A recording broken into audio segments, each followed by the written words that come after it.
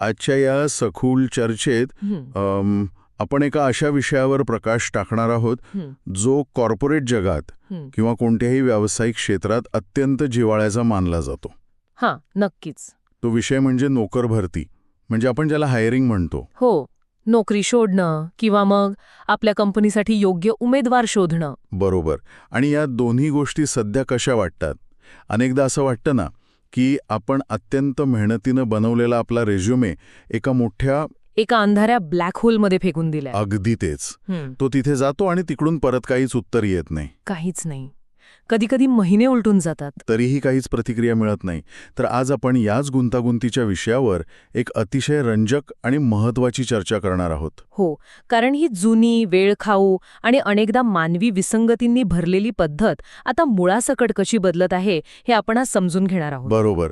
आणि आपल्याकडे यासाठी माहितीचा जो स्रोत आहे तो DigiHire नावाच्या एका प्रगत AI आधारित नोकर भरती प्लॅटफॉर्मचे अधिकृत कागदपत्र आहेत. आणि त्यांच्या कॅम्पस हायरिंग प्रक्रियेचे सविस्तर दस्तऐवज सुद्धा आहेत. हो. तर ह्या सगळ्या माहितीच्या आधारे आजची ही चर्चा पुढे जाईल. म्हणजे या सखोल चर्चेचं मुख्य ध्येय हे आहे की केवळ रेझ्युमे नावाच्या कागदावर विसंबून राहण्याऐवजी तंत्रज्ञानाच्या मदतीने ही संपूर्ण नोकर भरती प्रक्रिया कौशल्य केंद्रित म्हणजे स्किल्स फर्स्ट कशी बनवली जात आहे हे उलगडून दाखवणे. आजचा हा विषय खरोखरच खूप व्यापक आणि गरजेचा आहे.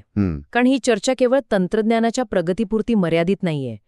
ती एक मोठ्या बदलाची नांदी आहे. नक्कीच. DigiHire सारख्या प्लॅटफॉर्मची कागदपत्र आणि त्यांचे केस स्टडी जेव्हा आपण अभ्यासतो तेव्हा एक गोष्ट प्रकर्षाने जाणवते. ती कोणती? ती म्हणजे सध्याची नोकर भरतीची प्रक्रिया ही खऱ्या अर्थाने खूप सदोष आहे. हो, त्यात प्रचंड मॅन्युअल काम आहे. आणि मानवी चुकांना खूप वाव आहे. सर्वात महत्त्वाचं म्हणजे एखाद्या उमेदवाराचं खरं कौशल्य तपासण्याऐवजी त्याच्या कागदोपत्री अनुभवावर जास्त विसंबून राहावं लागतं. म्हणजे हे तंत्रज्ञान केवळ वेळ वाचवण्यासाठी तयार केलेलं नाहीये. नाही, अजिबात नाही. अनेकदा कागदोपत्री न दिसणारी पण उमेदवारांमध्ये लपलेली खरी क्षमता शोधण्यासाठी याचा वापर होतो.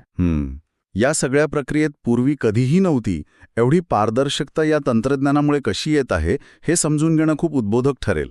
जुन्या पद्धतीचा विचार केला तर ती पद्धत एखाद्या क्लब बाहेरच्या लांबचक आणि गोंधळलेल्या रांगेत उभा राहण्यासारखी वाटते. अगदी बरोबर. तिथे एक बाउन्सर उभा असतो आणि तो केवळ स्वतःच्या मर्जीनुसार किंवा समोरच्या व्यक्तीच्या बाह्य रूपावरून ठरवतो की कुणाला आत सोडायचं आणि कुणाला नाही. हो, या प्रक्रियेत कोणताही ठोस नियम नसतो. आणि पारंपरिक नोकर भरतीतही असंच काहीसं होतं. हजारो रेझ्युमे येतात पण ते मॅन्युअली तपासणं शक्य नसतं. सगळी प्रक्रिया मुलाखत घेणाऱ्यांच्या उपलब्धतेवर अवलंबून असते. तो व्यक्ती उपलब्ध नसेल तर आठवड्याच्या आठवडे निघून जातात. शिवाय मूल्यमापन कधीच समान नसतं. सकाळच्या सत्रात मुलाखत घेणाऱ्याचा मूड वेगळा असू शकतो. तो फ्रेश असतो. पण संध्याकाळी सलग 5 मुलाखती घेतल्यानंतर तोच व्यक्ती थकलेला असतो. त्यामुळे साहजिकच संध्याकाळी मुलाखत देणाऱ्या उमेदवाराचं मूल्यमापन वेगळ्या निकषांवर होऊ शकतं. हो, आणि अशा या मानवी विसंगतींवर मात करण्यासाठी DigiHire हा प्लॅटफॉर्म एका अतिशय हुशार स्मार्ट असिस्टंटसारखं काम करतो. किंवा त्या क्लबच्या VIP फास्टलेन सारखा, जिथे प्रत्येकाला समान न्याय मिळतो आणि केवळ त्यांच्या तिकिटावर म्हणजे त्यांच्या कौशल्यावर आधारित प्रवेश मिळतो. हे रांगेचं आणि बाउन्सरचं रूपक या परिस्थितीला अगदी चपखल लागू पडतं. हो ना? याच समस्येवर एक ठोस उपाय म्हणून DigiHireने आपली संपूर्ण सिस्टीम 4 मुख्य स्तंभांवर उभी केली आहे. अच्छा, 4 स्तंभ. जर आपण या दस्तऐवजांचं सखोल विश्लेषण केलं तर हे 4 स्तंभ नोकर भरतीची प्रक्रिया कशी सोपी करतात हे स्पष्ट दिसतं. यातला पहिला स्तंभ कोणता? पहिला आणि अत्यंत महत्त्वाचा स्तंभ आहे AI आधारित स्क्रीनिंग. हे स्क्रीनिंग नक्की कसं होतं? मॅन्युअल प्रक्रियेत एखादा HR मॅनेजर एका रेझ्युमेवर सरासरी फक्त 6 ते 7 सेकंद नजर टाकतो. फक्त 6 सेकंद? हो, त्यातही तो फक्त ठराविक कीवर्ड शोधत असतो. पण DigiHireचा AI अल्गोरिथम हजारो रेझ्युमे सेकंदात तपासतो. बापरे. तो फक्त कीवर्ड शोधत नाही तर त्यामागील संदर्भ समजून घेतो. उमेदवाराचा अनुभव, त्याने केलेले प्रकल्प आणि कंपनीला आवश्यक असलेली कौशल्य यांची तो सांगड घालतो. आणि जे उमेदवार त्या विशिष्ट भूमिकेसाठी खरोखरच योग्य आहेत त्यांनाच पुढे आणतो. अगदी बरोबर. म्हणजे हा AI नुसता कीबोर्डवर Ctrl F करून शब्द शोधत नाहीये. नाही. तो संपूर्ण संदर्भाचं विश्लेषण करतो. हे खरंच खूप प्रगत आहे. पण यानंतर काय होतं? स्क्रीनिंग तर झालं, पण त्या उमेदवाराची प्रत्यक्ष चाचणी कशी होते? कारण अनेकदा रेझ्युमेवर खूप मोठ्या मोठ्या गोष्टी लिहिलेल्या असतात. पण प्रत्यक्षात काम देताना मात्र अडचण येते. अगदी तेच. हाच धागा पकडून मी दुसऱ्या स्तंभाबद्दल सांगेन, जो या समस्येवर अचूक उत्तर देतो. सांगा. दुसरा स्तंभ आहे संरचित मूल्यमापन, म्हणजेच स्ट्रक्चर्ड असेसमेंट्स. ओके. स्क्रीनिंगमधून जे उमेदवार निवडले जातात त्यांना ह्या टप्प्यातून जावं लागतं. हे मूल्यमापन प्रत्येकासाठी समान असतं. म्हणजे इथे कोणाचाही मूड किंवा वैयक्तिक पसंती आड येत नाही. अजिबात नाही. उदाहरणार्थ जर एखाद्या सॉफ्टवेअर डेव्हलपरच्या जागेसाठी भरती सुरू असेल तर त्याला प्रत्यक्ष कोडिंगची टेस्ट दिली जाते. आणि ती टेस्ट वैज्ञानिक पद्धतीने डिझाईन केलेली असते. हो. यामुळे उमेदवारांना त्यांच्या खऱ्या कौशल्यांवर आधारित समान चाचण्यांना सामोरे जावं लागतं. कंपनीला केवळ दाव्यांवर अवलंबून राहावं लागत नाही, तर त्यांच्यासमोर प्रत्यक्ष कामाचा पुरावा असतो. अगदी. हे ऐकायला खूपच समाधानकारक वाटतं, कारण यामुळे उमेदवारांनाही वाटतं की त्यांच्यावर कोणताही अन्याय झालेला नाही. त्यांनी जशी परीक्षा दिली तसे त्यांना गुण मिळाले. हो, पारदर्शकता राहते. पण या सगळ्या प्रशासकीय प्रक्रियेचं काय? म्हणजे उमेदवारांना शॉर्टलिस्ट करणं, त्यांना परीक्षेचे लिंक्स पाठवणं, त्यांचे निकाल गोळा करणं, मुलाखतींची वेळ ठरवणं. या सगळ्या गोष्टींमध्ये HR टीमचा खूप वेळ जातो, बरोबर? हो, अनेकदा या कामांचा कंटाळाही येतो आणि तिथेच प्रक्रियेचा वेग मंदावतो. बरोबर. आणि म्हणूनच DigiHireचा तिसरा स्तंभ आहे कार्यप्रवाह स्वयंचलन किंवा वर्कफ्लो ऑटोमेशन. अच्छा, म्हणजे हे सगळं ऑटोमॅटिक होतं. हो, या प्लॅटफॉर्मवर हे सगळे प्रशासकीय सोपस्कार सिस्टम स्वतःच हाताळते. शॉर्टलिस्ट केलेल्या उमेदवारांना आपोआप ईमेल पाठवले जातात. क्या बात है. त्यांच्या कॅलेंडरनुसार मुलाखतीची वेळ निश्चित केली जाते आणि फीडबॅक गोळा करण्याचं कामही स्वयंचलित पद्धतीने होतं. यामुळे HR टीमचा मौल्यवान वेळ वाचतो आणि ते अधिक धोरणात्मक कामांवर लक्ष केंद्रित करू शकतात. यानंतर येतो चौथा आणि अत्यंत महत्वाचा स्तंभ, तो म्हणजे प्रगत विश्लेषण किंवा ॲडव्हान्स्ड ॲनालिटिक्स. कोणत्याही कंपनीच्या मॅनेजमेंटसाठी हा भाग खूप महत्वाचा असतो. ॲडव्हान्स्ड ॲनालिटिक्स म्हणजे नक्की काय? मॅनेजमेंटला किंवा HR प्रमुखांना यामध्ये नेमकं काय पाहायला मिळतं? यामध्ये सिस्टम एक रिअल टाईम डॅशबोर्ड प्रदान करते. या डॅशबोर्डवर नोकर भरतीच्या संपूर्ण प्रक्रियेचं चित्र स्पष्ट दिसतं. उदाहरणार्थ, किती जणांनी अर्ज केले, त्यापैकी किती जण असेसमेंट टप्प्यापर्यंत पोहोचले, किती जण तिथेच अडकले, किंवा गळतीचं प्रमाण कुठे जास्त आहे. हे सगळं आकडेवारीसह समोर येतं? हो. जर एखादी चाचणी खूपच कठीण असेल आणि अनेक उमेदवार तिथेच बाद होत असतील तर ते त्वरित लक्षात येतं आणि प्रक्रियेत योग्य तो बदल करता येतो. हे खूपच उपयुक्त आहे. महत्वाची गोष्ट म्हणजे हे चारही स्तंभ फक्त एखाद्या विशिष्ट प्रकारच्या भरतीसाठी मर्यादित नाहीत. म्हणजे कोणत्याही लेवलच्या हायरिंगसाठी वापरता येतं? हो, उच्च प्रमाणातील भरती असो, जिथे हजारो कामगार लागतात, अगदी विशिष्ट कौशल्यांची गरज असणारे निश रोल्स असो, महाविद्यालयांमधून होणारं कॅम्पस हायरिंग असो किंवा जगभरात विखुरलेल्या रिमोट कर्मचाऱ्यांची भरती असो. बरोबर. हे तंत्रज्ञान या सर्वच ठिकाणी अतिशय प्रभावीपणे लागू पडतं. इथेच या चर्चेचा एक अत्यंत रंजक आणि थोडासा वादग्रस्त मुद्दा समोर येतो. कोणता? जेव्हा जेव्हा आपण AI अल्गोरिदम आणि ऑटोमेशनबद्दल बोलतो तेव्हा स्वाभाविकच एक प्रश्न उपस्थित होतो, तो म्हणजे मशीन्स माणसांची जागा घेतील का? हा प्रश्न नेहमीच विचारला जातो. HR क्षेत्रातील मानवी स्पर्श पूर्णपणे हरवून जाईल का? पण या दस्तऐवजांमध्ये एका अत्यंत महत्त्वाच्या तत्वावर लक्ष वेधण्यात आलं आहे. कोणतं तत्व? ते तत्व असं की तंत्रज्ञानाने मानवी निर्णयाला मदत केली पाहिजे, त्याची जागा घेऊ नये. हो, हे खूप महत्वाचं विधान आहे. हे वाक्य वाचायला खूप छान वाटतं. पण तरीही मनात शंका येते की प्रत्यक्ष कामाच्या ठिकाणी हे कसं घडतं? AI माणसांना मदत करतोय की नकळत त्यांची जागा घेतोय? या प्रश्नाचं उत्तर समजून घेण्यासाठी आपल्याला नोकर भरतीच्या प्रक्रियेचे 2 भाग करावे लागतील. सांगा. सुरुवातीच्या टप्प्यात येणारे हजारो अर्ज मॅन्युअली तपासणं हे कोणत्याही माणसासाठी अत्यंत कंटाळवाणं आणि थकवणारं काम असतं. नक्कीच. हे काम करताना माणूस यंत्रासारखा वागू लागतो आणि तिथेच चुका होतात. AI हेच कंटाळवाणे स्क्रीनिंगचे आणि प्राथमिक चाचण्यांचे काम अतिशय अचूकतेने आणि वेगाने करते. यामुळे प्रक्रियेतील मानवी विसंगती टळतात. याचा परिणाम काय होतो तर जे उमेदवार अंतिम टप्प्यातील मुलाखतींपर्यंत पोचतात ते खरोखरच त्या भूमिकेसाठी तांत्रिकदृष्ट्या पात्र असतात. आणि आता इथे माणसाची भूमिका सुरू होते. अगदी सोप्या भाषेत सांगायचं तर AI बाजूला काढण्याचं काम करतं आणि योग्य उमेदवारांची निवड करून देतं, जेणेकरून माणसाला खरे हिरे पारखता येतील. बरोबर? अगदी अचूक. जेव्हा हे निवडक आणि पात्र उमेदवार अंतिम मुलाखतीसाठी येतात तेव्हा मुलाखत घेणाऱ्या अधिकाऱ्यांना त्यांच्यासोबत अधिक अर्थपूर्ण, सखोल आणि गुणात्मक संवाद साधायला पुरेसा वेळ मिळतो. ते उमेदवार कंपनीच्या संस्कृतीशी जुळवून घेतील का? त्यांच्यात नेतृत्व गुण आहेत का? ते संघात कसे काम करतील? हे तपासण्याचं काम मशीन्स करू शकत नाहीत. त्यासाठी मानवी शहाणपणाची आणि अनुभवाचीच गरज असते. मशीन्स केवळ डेटा देतात आणि प्रशासकीय भार फलका करतात. पण अंतिम निर्णय माणसालाच घ्यावा लागतो. एक प्रकारे कंटाळवाण्या कामातून मुक्त झाल्यामुळे माणूस अधिक चांगल्या पद्धतीने मानवी संवाद साधू शकतो. यामुळेच ही AI आधारित प्रक्रिया विरोधाभासी वाटत असली तरी ती अधिक मानवी बनते. हो, हा दृष्टिकोन खरोखरच खूप स्पष्ट करणारा आहे. आता याच तंत्रज्ञानाचा एक खूप मोठा फायदा ज्या क्षेत्रात होतोय त्या अत्यंत गुंतागुंतीच्या विषयाकडे आपण वळूया. Campus hiring. हो, कॅम्पस हायरिंग किंवा महाविद्यालयांमधून थेट नोकर भरती. पारंपरिक कॅम्पस हायरिंगची प्रक्रिया किती भयानक असते याची कल्पना अनेकांना असेलच. कंपन्यांच्या HR टीम्सना देशभरातील महाविद्यालयामध्ये प्रत्यक्ष प्रवास करावा लागतो. प्रवासाचा खर्च, राहण्याचा खर्च, तिथले लॉजिस्टिक्स सांभाळणे हे सगळं खूप वेळखाऊ आणि खर्चिक असतं.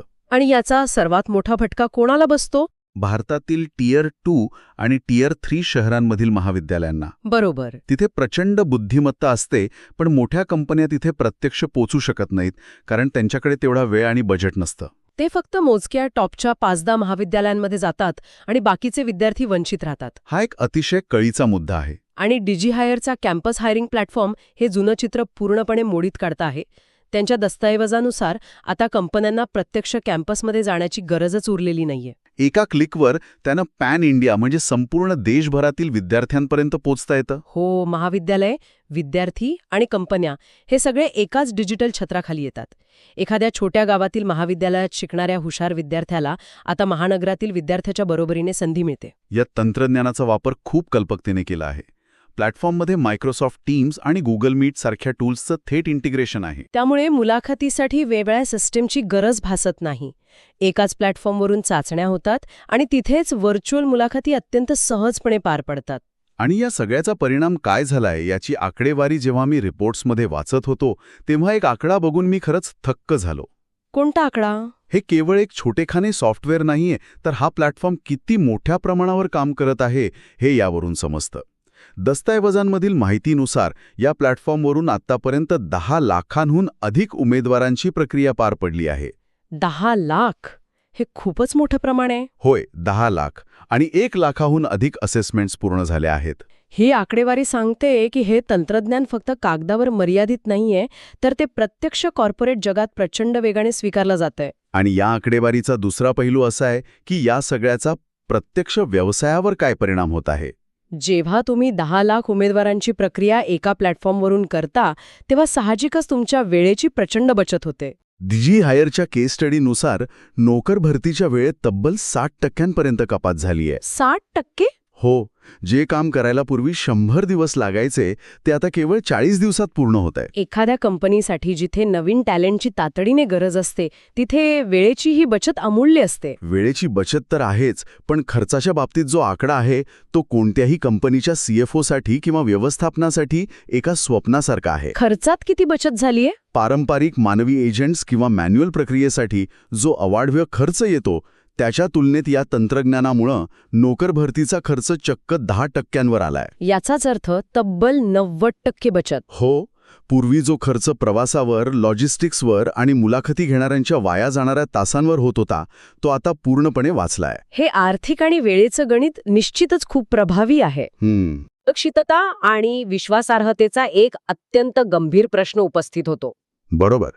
तंत्रज्ञानावर आंधळा विश्वास ठेवणं कधीही धोक्याचं असू शकतं. विशेषतः जेव्हा लाखो विद्यार्थी रिमोट पद्धतीने स्वतःच्या घरातून किंवा वसतिगृहातून परीक्षा देत असतात तेव्हा ते चीटिंग करणार नाहीत याची शाश्वती काय? एखादा विद्यार्थी स्वतः परीक्षा न देता दुसऱ्याच कोणाला तरी बसवेल ही शक्यता नाकारता येत नाही. नक्कीच, ही शंका अत्यंत रास्त आहे. जेव्हा परीक्षा केंद्रावर कोणीही निरीक्षक नसतो तेव्हा या प्लॅटफॉर्मवर अशा गैरप्रकारांना आळा कसा घातला जातो? कारण यावरच त्या पूर्ण प्रक्रियेची विश्वासार्हता अवलंबून आहे.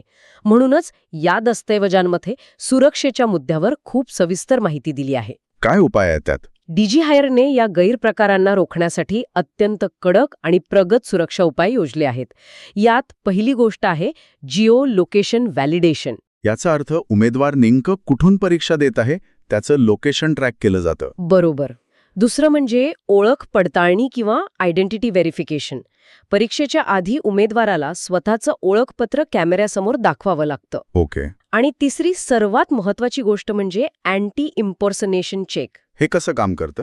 परीक्षा चालू असताना सिस्टमचा AI सतत उमेदवाराच्या चेहऱ्याचं स्कॅनिंग करत असतो. ज्या विद्यार्थ्याची नोंदणी झाली आहे तोच परीक्षा देतोय की त्याच्या जागी भलताच कुणीतरी बसलाय. किंवा आजूबाजूला कोणी मदत करायला आहे का हे AI सेकंदात ओळखतं. जर काही संशयास्पद हालचाल आढळली तर सिस्टीम लगेच रेड फ्लॅग दाखवते. हे ऐकून थोडं दिलासा मिळतो. म्हणजे तंत्रज्ञान केवळ परीक्षा घेत नाही तर ते एका अत्यंत कडक पर्यवेक्षकासारखं कामही करतं. हो. पण इथे सुरक्षेचा आणखी एक पैलू आहे, तो म्हणजे डेटा प्रायव्हसी. तो तर सगळ्यात महत्वाचा मुद्दा. जेव्हा 10 लाख उमेदवारांचा डेटा गोळा केला जातो तेव्हा त्यात त्यांची वैयक्तिक माहिती असते. ती माहिती सुरक्षित कशी राहते? कारण आजकाल डेटा चोरीच्या घटना खूप वाढल्या आहेत. या बाबतीत डिजिहायरने जागतिक स्तरावरील मानकांचं पालन केलेलं दिसतं. दस्तऐवजांमध्ये स्पष्ट उल्लेख आहे की ते युरोपियन युनियनच्या GDPR आणि PII मानकांचे काटेकोरपणे पालन करतात. आता हे शब्द तांत्रिक वाटू शकतात पण त्यांचा अर्थ खूप सोपा आहे. हो.